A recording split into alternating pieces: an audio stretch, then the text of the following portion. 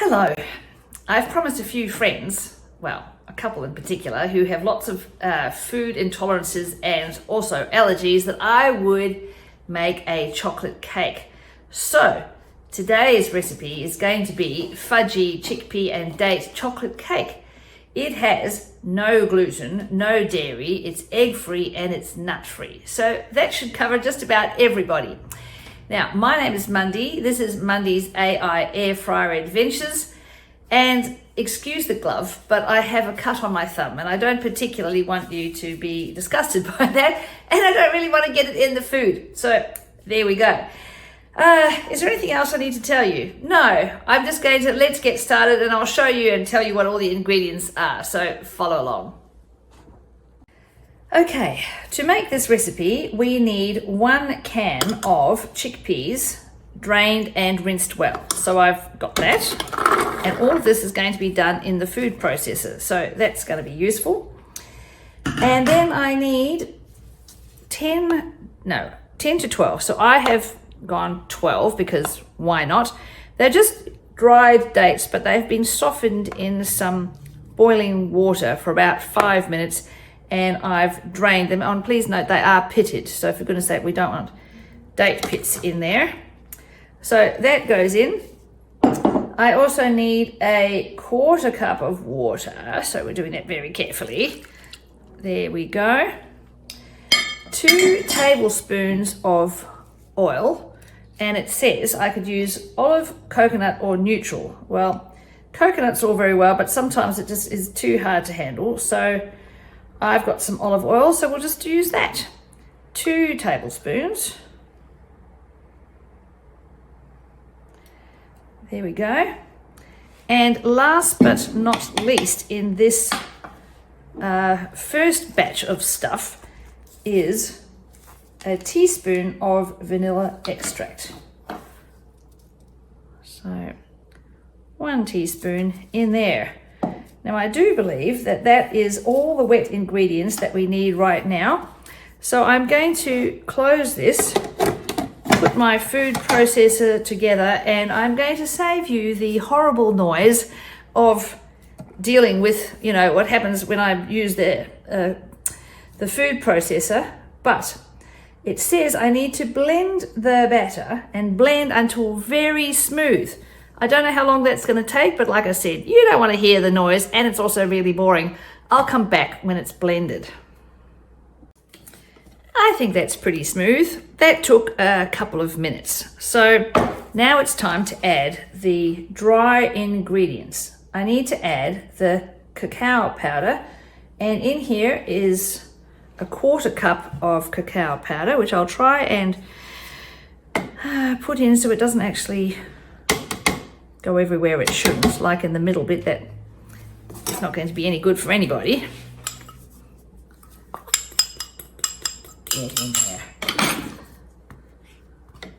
All right, so a 1/4 cup of cacao powder. Now in this little bowl, and you can see I haven't mixed it yet, there is a 1/4 cup of gluten-free flour, or chickpea flour. So I've just used chickpea flour because that's what I've got. It's got 1 teaspoon of baking powder, 1/2 teaspoon of baking soda, and a 1/4 teaspoon of salt. So I'm just going to mix this lightly. And now put it in there. Right. And now I will beat it again until it's thick and glossy. Again, I don't know how long that's going to take, so I'll go away and do that. And then the ChatGPT note says, if it's too thick, add a tablespoon of water. I'll let you know how I go, but first things first, we'll try and blend it. I've beaten it. It's very thick, but I will definitely not say that it's glossy. So I'm going to add the tablespoon of water because I just think it's just a little too much like a brownie base and not like a kind of cake thing. We'll try it again. Okay, I think that looks slightly better. It looks slightly more glossy. I'm going to now hopefully not waste too much of this batter on this whizzy thing in here. Yeah, I think that will have to do. But then I have to laugh at this. It says pour the batter. Ha! There is no pouring. This is blobbing into. Anyway, the next part says I should use a 15 to 18 centimeter air fryer safe cake tin or silicone. So that's what I've done here, and I need to lightly grease it, which as you can see I've done. As aforementioned, I need to pour the batter in. Well, that's not going to happen. I'm going to try and dump it in there and smooth it off. And then I need to cook it for 20 to 25 minutes at 160 degrees or 320 degrees F. The top should be set, but the middle should stay soft and fudgy. So let's do that, hey? I'm going to put that in the oven and keep a watchful eye on it and check it at 20 minutes. Back in about 20, which gives me an opportunity to clear up the mess. I have been thinking for a little while that my oven runs very hot. And when I say oven, I mean my air fryer oven. I set it for 15 minutes because, I just don't want the thing to burn. And it's been 12 minutes and I think it's already done. Let me show you what it looks like.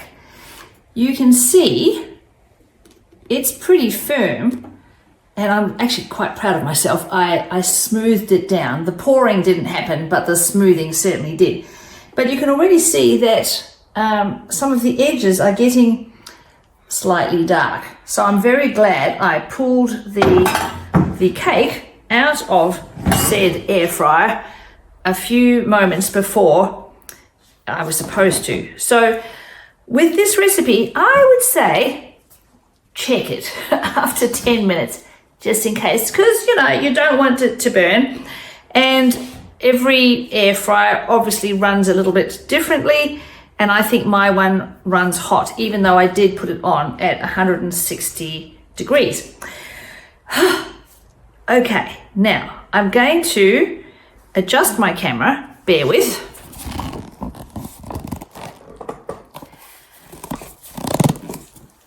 There it is, you get a kind of a better view, because what I need to do now is to make it's called an optional topping, but I don't think it needs to be optional. I think it needs to be done, right? So I have here 1 tablespoon of hot water, to which I'm going to add 2 tablespoons of, it says cocoa, but I'm going to use cacao because that's what I got.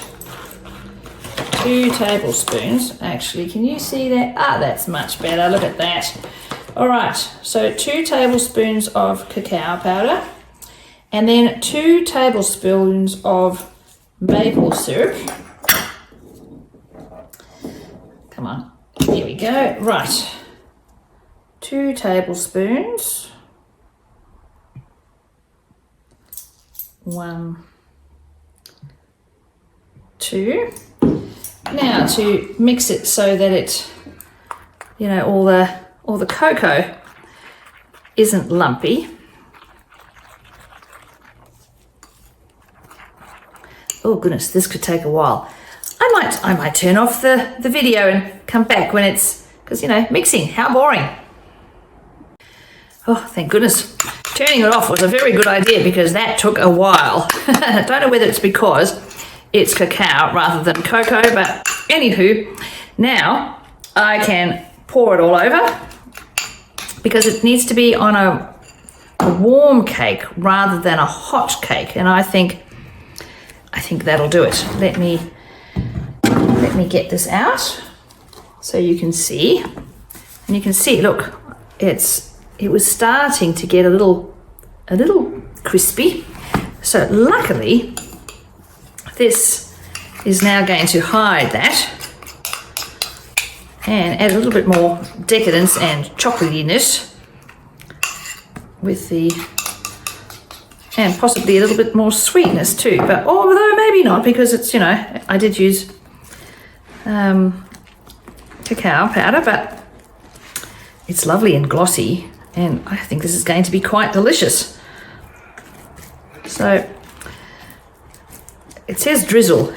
There is no drizzling. It's got its verbs wrong, I think, today. The pouring and the drizzling. Yeah, I don't think so. But anyway, I think that will kind of melt in a little bit because it's still lovely and warm. Okay, now I'm going to put the kettle on.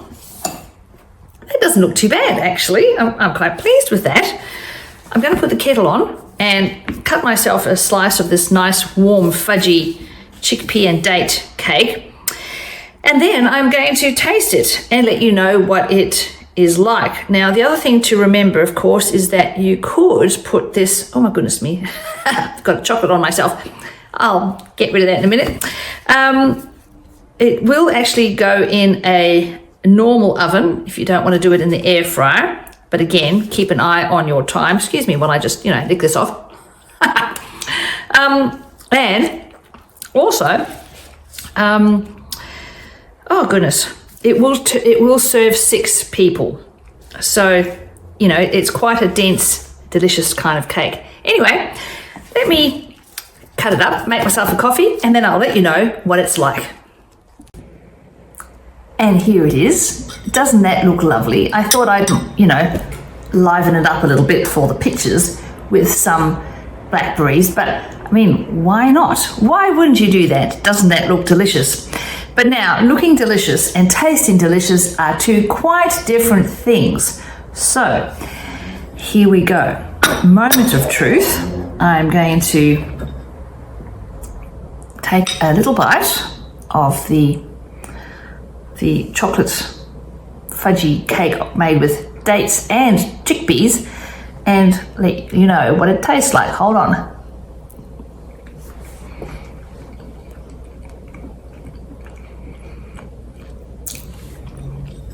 Well, firstly, you never know that it was made out of date and chickpeas, so well done, ChatGPT.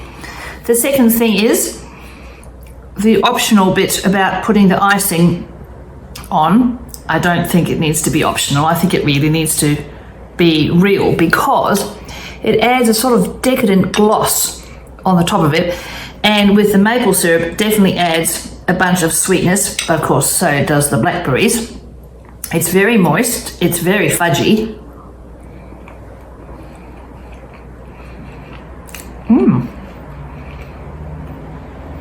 This is a good one. I think you should give it a go. It's really quite delicious, actually. So, there you are. A new recipe to add to the repertoire of being, well, it's vegan, it's sugar-free, pretty much except for the maple syrup toward the end. It's egg-free and gluten-free and nut-free, and basically it's amazing it exists at all, but I think it's really lovely. So anyway, thank you very much for watching my AI air fryer adventures today. Remember, you could probably do this recipe very happily in an oven, but just be careful with temperature and time-wise. Like I said, I pulled my experiment today out after 12 minutes, and ChatGPT said around 20 minutes. I think it would have been burnt to a crisp. So do watch your temperature and your time in your own air fryer. And let me see, I think that's about it, except to say, please like, share and subscribe. And I look forward to seeing you again soon. Catch you later. Bye.